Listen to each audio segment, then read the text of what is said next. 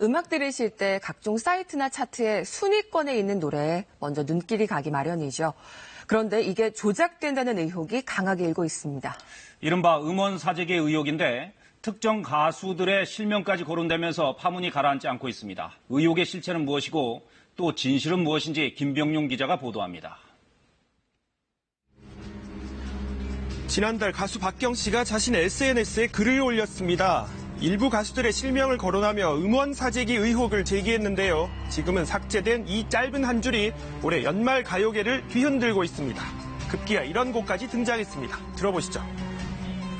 이게 어떻게 이기라는 말이냐 내가 희생돌도 아니고.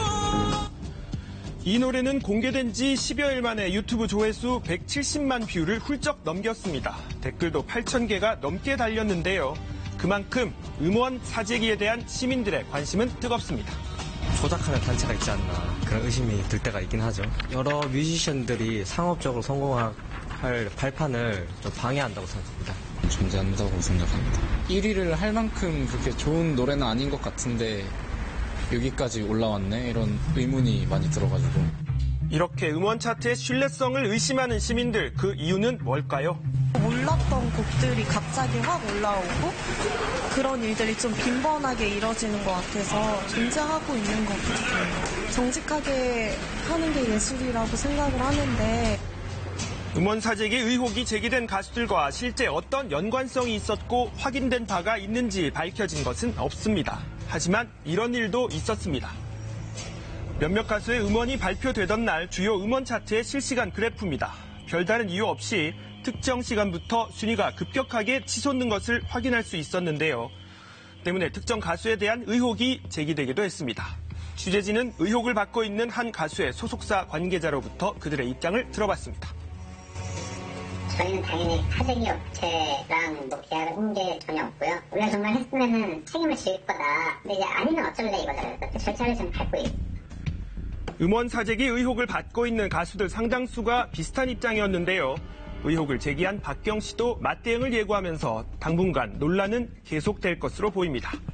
게다가 사재기 의혹에 대한 가수들의 추가 증언도 이어지고 있는데요. KBS의 한 라디오에 출연한 가수 성시경 씨의 발언도 들어보시죠. 요즘 사재기 얘기로 되게 이야기가 많은데 실제로 들은 얘기인데요. 그런 회사에서 작품에도 관여를 한다는 얘기가 있더라고요. 전주 업셋이라고. 그리고 제목 이렇게 하시고. 잊을만 하면 반복되는 음원 사재기 논란. 아티스트들의 창작 의지를 꺾는 우리 가요계의 고질적인 문제로 지적되기도 하는데요. 아이돌 가수 측의 입장 한번 들어보시죠. 많이 아쉽죠. 저희도 열심히 준비해서 나오는데 저희는 차트 지휘를 못할 때도 많고 이러니까 차트가 실질적으로 필요한가라는 생각 들기도 하고 우리도 이렇게라도 해서 할 수 있는 루트가 없을까라는 생각을 한 적이 있는데 그렇게 하고 싶지 않고. 자, 여기서 궁금하시죠? 음원 사재기 어떻게 이뤄질까요? 매크로 같은 프로그램을 이용해 댓글이나 조회수를 조작하는 것과 비슷한데요. 이 남의 아이디를 불법으로 도용해 음원 스트리밍이나 다운로드를 급격하게 늘려 음원 순위를 끌어올리는 겁니다. 지금도 인터넷에서는 순위를 올려준다 이런 글을 쉽게 발견할 수 있었습니다. 하지만 구체적인 실체가 확인되지 않는 음원 사재기 과연 있는 걸까요? 사재기에 대한 브로커가 전혀 없다고는 말씀드릴 수는 없을 것 같고 분명히 뭔가 있겠죠. 전혀 근거도 없는 소문이 나진 않을 테니까요. 네, 취재진은 어렵게 연락이 닿은 업계 관계자로부터 음원 사재기에 대한 보다 자세한 얘기를 들을 수 있었습니다. 들어보시죠. 소문 되게 많아요. 마케팅 회사로 알려져 있는 거죠. 아무데도 사재기 같은 거지. 방탄의 횟수보다 더 많이 나간다는 것도 사실 말이 안 되는 거거든요. 그래서 얘기하는 건 뭐냐면 우리는 마케팅한 비용을 그들한테 주고 그들이 마케팅 대용을 하는 거다. 음원 사재기 업체들이 마케팅 업체로 둔갑해 마치 합법적인 마케팅 활동을 하듯 영업을 하고 있다는 건데요. 계속 들어보시죠. 1억을 주면 1억에 대한 효과는 분명히 나옵니다. 근데 그 방법을 어떻게 해서 이거를 형성이 되는지에 대한 얘기를 하지는 않고 만약에 얼마 이상이 되면 10위권 안에 무조건 올라갑니다. 이런 얘기들은 대놓고 한단 말이죠. 적게는 수천에서 많게는 수억까지 든다는 음원 사재기. 그럼에도 불구하고 가요계는 왜 이 같은 유혹에 흔들릴 수밖에 없을까요? 띠덕을 넣고 만약에 뭐 돌리든 뭘 하든 해서 수익이 3억 4억이 나오면 기획사 입장에서는 돈을 버는 거잖아요. 그렇게 만약에 10위권 안에 한 달을 넣는다고 치면 나중에 나오는 수익이 가장 크니 일정 부분을 거기에다만 쏟아붓는 거죠. 네, 돈만 있다면 음악성과 팬들 없이도 얼마든지 음원 차트 줄 세우기가 가능하다는 얘기입니다. 이런 음원 사재기 문제와 관련해 관련 기관과 정부도 나선 적이 있었는데요. 진실에 다가갈 수는 없었다고 합니다. 뭐가 문제일까요?